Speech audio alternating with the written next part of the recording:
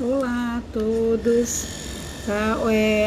Hoje nós vamos começar a fazer um vídeo aula, tá? Para poder explicar, tá? As aulas que seriam dadas nesse período de recesso, tá? Que nós iríamos trabalhar na disciplina de Tecnologia, Economia e de Transportes, a unidade sobre coleta de dados no processo de planejamento, tá?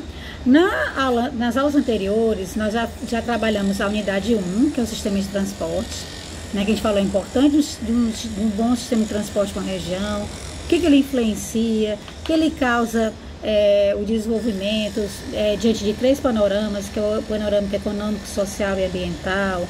Falamos sobre quais são os modos de transporte existentes, que é o sobre pneus, que é o rodoviário, sobre trilhos, que é o ferroviário, na água, que é o hidroviário, no ar, que é o aeroviário, e em tubulação, que é o duto viário.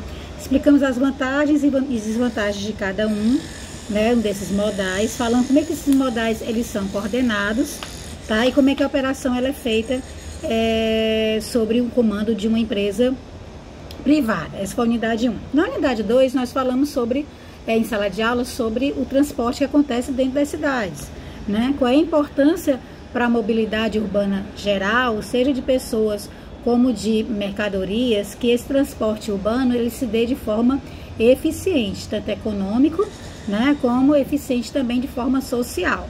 Esse transporte aí dentro das cidades, os gestores públicos eles têm que tomar cuidado em que, como obras de infraestrutura são obras demoradas, né, que elas não avançam na mesma velocidade com que entra veículos automotores dentro das cidades, o importante é que o poder público ele tenha a ciência, né, nós falamos em sala, que o ideal é que seja investido, tenha mais investimento naquele transporte que conduz mais pessoas, né, que eu chamo de transporte coletivo ou de massa. Que aqui nós falamos sobre os 5 tipos de modos de transporte público que existem, que é o ônibus, o bonde, o metrô, o trem suburbano e o VLT. E no caso aqui de Fortaleza, nós demos exemplos, né, do modal ônibus, do metrô, que é a linha sul, tá? Temos também o VLT, que liga o ramal Parangaba-Mucuripe, e nós temos também o trem suburbano, que é a linha oeste, que liga Calcaia a Fortaleza. Tá? E nós falamos de cada um desses modais. Falamos também como é que se é feita a eficiência econômica, falamos também na unidade sobre transporte urbano, sobre eficiência social, falamos também da classificação das linhas segundo as rotas e funções. Tá? E falamos também, a nossa terceira unidade trabalhada em sala de aula foi a parte de capacidade de níveis de serviços relacionados às rodovias, né, a malha viária, e falamos da quarta unidade, que era a fase de planejar. Tudo na vida de uma pessoa nós planejamos, né, as atividades, tá? Então, por exemplo, agora, nessa época que as aulas estão suspensas, né, a universidade está fazendo planejamento para que as aulas continuem mesmo sendo de forma à distância, né, de forma remota, bem como o governo do estado, a prefeitura, estão fazendo todo um planejamento para que se dê, né, a segurança da saúde das pessoas que moram na cidade. Então tem um planejamento que está acontecendo, planejamento nesse atual momento de curto prazo. E nós falamos que no transporte nós temos um planejamento que ele pode ser feito a curto prazo, que são as ações imediatas que você tem que tomar para resolver algum tipo de gargalo, né, de tráfego, como é o trabalho que é feito pelo PAIT, que é o Plano de Ações Imediatas de Trânsito e Transporte pela Prefeitura de Fortaleza, que trabalha muito com a questão de binários, né, e com a parte de implantações da malha cicloviária. A questão dos viadutos e túneis, eu falei que foi um planejamento mais de médio e longo prazo, que foi feito em gestões anteriores. Essa gestão agora fez a execução, né, deu continuidade a esse planejamento, tá? E o planejamento de longo prazo, que tanto a Prefeitura de Fortaleza como o governo do estado do Ceará tem feito também na área de mobilidade, que a Prefeitura é Fortaleza 2040, que é um planejamento para durar 20 anos, para os próximos 20 anos, e o Ceará 2050 é um planejamento para os próximos 30 anos. Tá? Feito isso, a gente falou que o planejamento ele tem algumas etapas, né? Primeiro é definir quais são as metas que você queira atingir, seja você aumentar a capacidade de um terminal aeroportuário, você aumentar a capacidade de um porto, você diminuir tempo de viagem, tentar reduzir congestionamento, diminuir custo de operação, são algumas metas.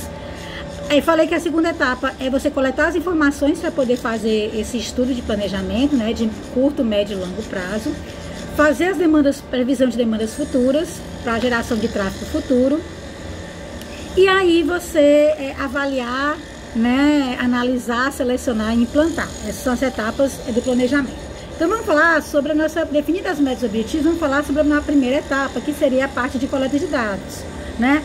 Quais são as coletas de informações que você tem que ter como engenheiro de transportes, principalmente saber coletar dados, para saber como é que são os padrões de viagens da população e os fatores que influenciam nessa geração de viagens futuras, né, que podem surgir, tá? A primeira, então essa unidade, ela vai estar dividida num conceito introdutório, quais são as etapas, né, de coleta de dados, quais são os dados de padrões de viagem, os tipos de pesquisas que podem ser realizadas, quais são os fatores de expansão que tem que ser utilizados nessas pesquisas, qual é a sequência de atividades e dar exemplos de órgãos que fazem pesquisa na área de transporte, como o DENIT, né, que é um deles, que é o Departamento Nacional de Infraestrutura Terrestre, tá? Então, assim, todo sistema de transporte, tá, ele vai gerar uma demanda. E essa demanda, ela surge a partir do uso e ocupação do solo. Quanto mais adensado for aquela região, mais demanda por um sistema de transporte vai existir. Então, para que essa demanda ela seja atendida de forma satisfatória e que a gente consiga minimizar os problemas de deslocamento e movimentação dessa população, dessa demanda por transporte, seja da população, seja por mercadorias, tá? O ideal é que nós temos uma quantidade de informações para que a gente consiga fazer esse processo de planejamento na área de transportes, tá? Então, quais são os tipos de dados que a gente tem que utilizar para fazer uma previsão de demanda que possa vir a surgir? Quais são os tipos de dados relevantes? Primeiro, saber o tamanho da população, quantos habitantes tem. Segundo, fazer o inventário do uso do solo, para saber quantas residências, quantos restaurantes tem, quantos bares, quantidade de número de vagas, quantidade de indústrias, escolas, hospitais, né? Então, fazer o inventário do uso do solo, tá certo? Faculdades, universidades, né? Saber se naquela região tem algum tipo de produção agrícola e industrial. Quais são as principais localizações de fontes de consumo, tá? Aqui em Fortaleza é o centro e os shopping centers, né, que você tem, tá? Além do comércio de rua em alguns bairros da cidade, como por exemplo, ali no Montes você tem a Gomes de Matos, né? Aqui em Fortaleza, aqui na Aldeota você tem a Dom Luiz, que ela tem uma alta concentração de lojas comerciais, a Antônio Salles, né, que é para a parte de serviços, tá? E também as informações do próprio sistema de transporte da cidade, quais são os tipos de sistema de transportes que a cidade possui, quais são os modais, ela tem ônibus, ela tem metrô, tá certo? Ela tem VLT, esses modais eles são integrados ou não, então saber essas informações, tá? Aí, como é que se dá essa coleta de dados? Primeiro a gente tem que fazer zonear, definir a nossa região que a gente vai coletar essas informações, tá? E na escolha dessa região, a gente tem que apresentar onde é que acontecem os gargalos, né, os problemas de tráfego, tá? Por exemplo, aqui na região da Aldeota, nós tínhamos um problema do gargalo do túnel da Santos Dumont, né? Porque a Santos Dumont ela começa com 2 faixas ali no centro, depois ela passava para 4 faixas, e depois no túnel ela passava para 3 faixas e saiu do túnel apenas com 2 faixas. E aí foi criado o binário Santos Dumont e Lauro Nogueira, que vai até a entrada do Shopping Rio Mar, para poder tentar desafogar esse gargalo da Santos Dumont, tá?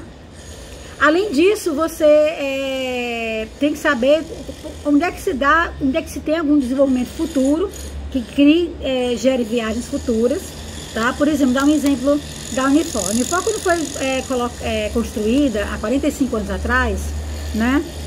Nessa região aqui próximo da Unifor, você não tinha praticamente desenvolvimento nenhum da cidade. Então, a Unifor foi instalada e aí ela começou, a partir da Unifor, a trazer a região da cidade, a cidade começou a crescer em torno da área da Unifor. Então a Unifor, ela atraiu outros tipos de empreendimentos, como o centro de eventos, depois veio o centro de eventos novo, a construção do shopping Iguatemi, veio o fórum pra cá, tem a Câmara dos Vereadores também aqui próximo, tá certo? Tem também o Shopping Via Sul, que é um pouco mais longe, né? Então, e aí a própria também desenvolvimento de crescimento de área residencial, como os bairros do Edson Queiroz, Luciano Cavalcante, né? Cidades Funcionários, Sapiranga. Então houve todo um crescimento da cidade a partir da vinda para a Unifor ser construída, né? Então gerou uma série de desenvolvimento futuro e fluxos de viagens futuras para a região que é em torno da nossa universidade, tá? E outro tipo de informação importante quando a gente vai definir a zona a gente também definir essa zona de modo que a gente tenha uma menor quantidade de postos de pesquisa, uma menor quantidade de entrevistas, porque quanto maior for a quantidade de entrevistas necessárias, mais cara essa pesquisa se torna, tá? Como, por exemplo, o IBGE, né? O IBGE que teve que suspender, né, o censo, né, que ia ser realizado agora em 2020, pelo menos momentaneamente, até que a situação melhore, né, com relação ao que está acontecendo, mas o IBGE ele faz uma pesquisa domiciliar, tá? E essa pesquisa domiciliar, por exemplo, aqui para o estado do Ceará, ia ter 8.000 vagas de recenseadores, então é uma pesquisa demorada, é uma pesquisa cara, porque ela vai dar uma previsão dos últimos 10 anos, o que foi que aconteceu, né, em termos de desenvolvimento humano, número da população, enfim, de várias atividades que vai gerar os dados da pesquisa do censo 2020, tá? A mesma coisa a gente faz com a pesquisa de transporte, quando a gente faz um planejamento de longo prazo, que a gente utiliza a pesquisa origem-destino, que é a pesquisa também domiciliar, que ela vai de casa em casa, tá? Então, a segunda etapa seria fazer a divisão dessa zona de tráfego, tá certo? Determinar uma origem e destino dessas viagens, determinar os fatores que influenciam essas viagens e estabelecer os principais corredores, tá? Dentro dessa zona de tráfego. Geralmente, essa zona de tráfego, a gente tem uma taxa de geração de viagens futuras, em que essa taxa ela é estimulada através de um centroide, né? De um local de maior concentração de atividades. Então, vamos voltar ao exemplo da Unifor. A Unifor ele é um local de concentração de atividades, né? Bem como, vamos pegar aqui essa zona perto da Unifor, que é a Unifor, o Shopping Iguatemi, o Centro de Eventos e o Fórum, pode ser o nosso centroide. E aí, a gente define uma região de tráfego limitada por um cordão externo, vocês vão verificar no slide, né? Sobre coleta de dados. Então, e esse cordão externo vai ser o teu limite da tua região de tráfego. Aqui nessa região que vai incluir o Iguatemi, a Unifor, o Fórum e o Centro de Eventos, nós podemos definir os nossos limites como se fosse até ali o Shopping Via Sul, tá certo? E indo até o bairro da Aldeota. Então, já seria uma grande região de tráfego. Você ter uma grande concentração de atividades. E aí, como é que seriam esses movimentos dentro dessa região, tá? E aí, uma forma que pode utilizar muito você definir essa região de tráfego é você utilizar... Antigamente se utilizava bases cartográficas, né, da prefeitura, mas hoje utiliza mais as imagens por satélites para fazer esse zoneamento, tá? Né, através do Google Earth. Na época da Copa, quando eu era coordenadora de mobilidade urbana da Copa, né, que eu trabalhei, como eu falei, revelei em sala de aula, eu trabalhei para fazer todo o planejamento de transportes da Copa desde 2009, quando Fortaleza foi escolhida uma das subsedes, tá, que a gente começou a trabalhar, né, a ter as reuniões com o Ministério dos Esportes, com o próprio Comitê de Organização Local da FIFA e também o Comitê de Organização Geral da FIFA, que tinha reuniões a cada 3 meses, né, no Rio de Janeiro. Tá? Então, quando a gente começou a fazer o planejamento das atividades, seguindo essas orientações, tá? Quem era o nosso centroide da zona de tráfego, né? Era o próprio Estado de Castelão. Então, o Estado de Castelão era a nossa centroide, onde deveria ter a maior concentração de atividades. E aí a gente tem que fazer um raio de zonamento na época para poder fazer esse planejamento de transporte.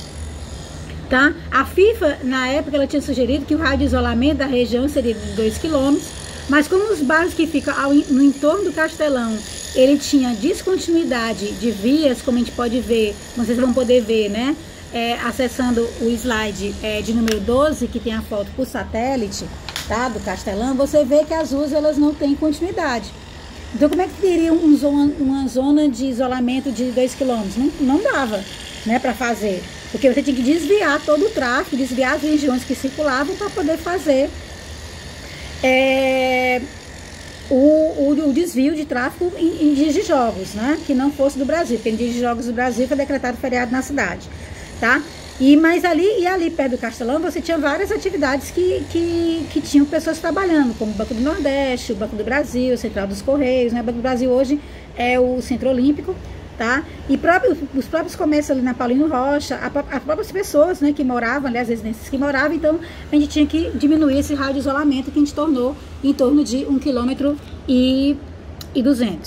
tá? Então aí a gente planejou como o Castelão ser do nosso centroide, tá? E aí todo o nosso planejamento de transporte se deu através daquelas linhas especiais, em que a Unifor, uma grande parceira, tá? Tem que citar a Unifor realmente como grande parceira, nos ajudou demais quando na época eu trabalhava na prefeitura para fazer essa ligação, né? Esse planejamento do transporte. Então a Unifor foi um dos nossos bolsões de estacionamento, em que as pessoas deixavam o veículo aqui dentro da Unifor e aí vinham as linhas especiais dos ônibus ligando a Unifor até o Castelão, tá? Então a Unifor foi uma parceiraça na época da Copa, tá bom? Então, definindo esse centroide, essa zona de tráfego, tá certo? A gente tem que saber a densidade populacional dessa região, quais são a concentração de atividades comerciais ou não, qual é o volume de tráfego e qual a característica de atração e geração de viagens, né? Então, esse centroide, geralmente, você vai ter uma área externa a essa região, que é fora desses limites, e vai ter uma área interna, tá? A área externa é que vai menos influenciar como fonte geradora de tráfego, e a área externa, né, é a que mais vai influenciar. Isso aqui eu tô falando dos slides 14 e 15, tá bom? E aí, essa região, ela vai gerar alguns padrões de viagens, tá? Que nós vamos conversar quais são os tipos de movimentos, que vai estar no slide 17, 18, 19, 20, 21 e 22, 23 até o slide 24, tá? Então, quais são esses padrões de viagens, tá certo? A gente pode ter 4 tipos de movimentos. O que é de fora da zona para dentro da zona, que a gente chama que é o movimento externo e interno, tá? Como, por exemplo, você vem assistir a aula aqui na Unifor e você mora ali no bairro de Fátima. A nossa região é da Aldeota até o Via Sul, tá? Então, você mora ali no bairro de Fátima e vem assistir a aula aqui na Unifor, então você está fazendo um movimento externo e interno. Se quando a sua aula terminar, que você vai, né, voltar para casa, que aí você vai fazer o movimento ao contrário. Você vai sair de dentro da zona e vai para fora da zona, que é o movimento interno e externo, tá? Agora, se por acaso, né, o teu pai, tá, os seus pais, um deles trabalha ali no Cambeba, tá, no centro administrativo do Cambeba, né? Aí ele mora no bairro de Fátima e ele quiser ir passando pela Washington Soares, né, vindo pela 13 de Maio, vai entrar na Engenheiro Santana Júnior e vai pela Washington Soares até o Cambeba, ele está fazendo um movimento o quê? Externo e externo, mas está passando pela nossa zona, tá? E o quarto tipo de movimento é aquele que você faz dentro da própria zona. Vamos supor que você mora aqui no Luciano Cavalcante ou aqui no bairro da Sapiranga e estuda aqui na Unifor. Então você está fazendo um deslocamento dentro da própria zona, que é o movimento interno e interno, tá? Então, dentro desses 4 movimentos que eu já expliquei, que estão nesses slides 23 até, do 20, né, até o 25, tá? Provavelmente, o deslocamento que tem mais importância, tá certo, para uma região, é aquele movimento interno e interno, dentro da própria zona. Mas eu não posso dizer, tá, que você não tem a influência, né, dos movimentos de fora para dentro e de dentro para fora, tá? Porque você vai ter uma grande circulação, tá? E também aquelas que passam pela zona, por exemplo, como a Washington Soares é um grande corredor, a gente tem que prestar atenção também nesse movimento que acontece de forma externa e externa, tá bom? E aí, quando a gente vai coletar essas informações, algumas pesquisas têm que ser feitas, né? Coletar essas informações. Para movimentos que são de dentro para fora da região e dentro da zona, né?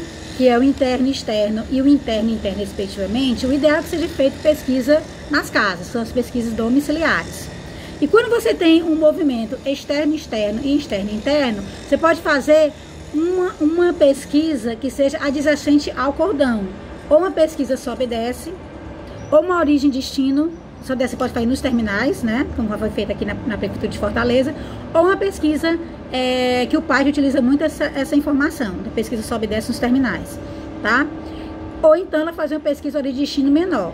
A pesquisa domiciliar mais ampla, ela seria uma origem de destino mais ampla, que seria uma pesquisa de pelo menos 2 anos de extensão, como a gente já falou na unidade do planejamento de transportes, tá? Então, como é que se caracteriza a pesquisa domiciliar? São aquelas informações que você vai diretamente na casa das pessoas e que você vai procurar informações sobre os hábitos de viagem das pessoas que moram na residência. Aquela pessoa que trabalha na nossa residência, que não dorme nela, ela não é um residente. Ela vai residir na casa dela, que é em outro bairro, tá? E aí a gente vai procurar como é que é os deslocamentos, os padrões de viagem dessas pessoas em dias típicos de semana, dia útil, de segunda a sexta-feira, e também aos finais de semana, como é os padrões de viagens dela, tá?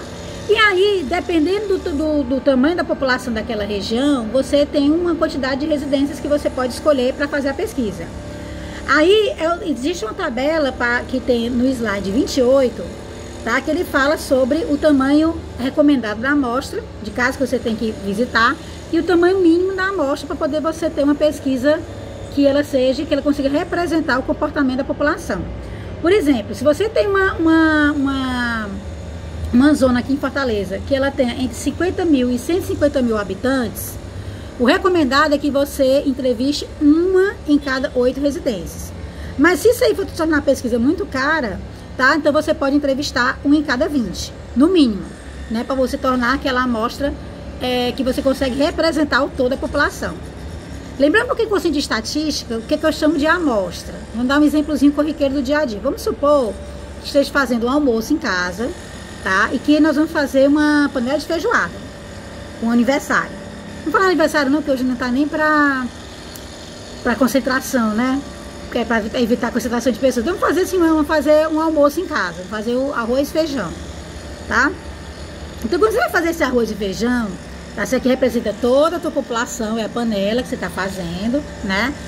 Quando você vai testar a quantidade, se o teu arroz está temperado, se o teu feijão está temperado, você vai pegar uma colher pequena, né? E vai pegar uma pequena quantidade e vai provar. Para ver se o tempero tá bom ou não. Se não tá insosso ou se não tá muito salgado. Ou se tá na quantidade de sal adequada, tá? Ou de tempero adequado. Então, essa quantidade que você provou, ele representa a tua amostra.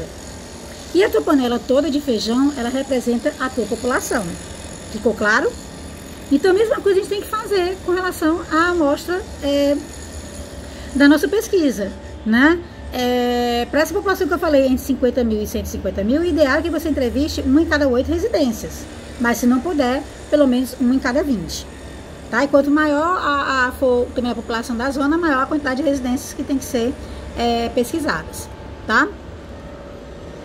Aí, quais são as recomendações que são feitas para uma pesquisa domiciliar? Primeiro, que os profissionais sejam treinados, como nos modos, por exemplo, o IBGE vai contratar, deu uma suspendida agora, né, na contratação dos pesquisadores, mas os pesquisadores são treinados de acordo com as regras e diretrizes do IBGE, então que esses profissionais sejam treinados, tá certo? É que a população a ser considerada como que vai viajar é acima de 5 anos, porque não abaixo de 5, porque geralmente uma criança nessa idade, ela estuda geralmente próximo de casa, e aí não necessariamente ela vai utilizar um meio de transporte para fazer esse deslocamento, a mãe pode levar a criança a pé para a escola, tá? E com essas informações úteis que você tem que ter de cada membro de família: endereço, idade, sexo, número de residentes ativos, tem aqueles que trabalham, aqueles que estudam, número de viagens por residente em dias úteis, sábado e domingo, a origem e destino das viagens, a hora que ela realiza essa viagem, a renda familiar, se tem o número de estudantes, qual é o local, onde é que é o emprego dela, onde é que é o local do emprego dela, né, do trabalho, se tem veículo, considerando moto e carro, né, e qual é geralmente a duração das viagens. São as informações úteis que você vai ter com a pesquisa domiciliar, tá? E aí você considera o conceito americano, que você só vai considerar um habitante da residência daquela casa, uma criança, uma pessoa acima de 5 anos, tá? Que vai produzir deslocamento, utilizando algum meio de transporte.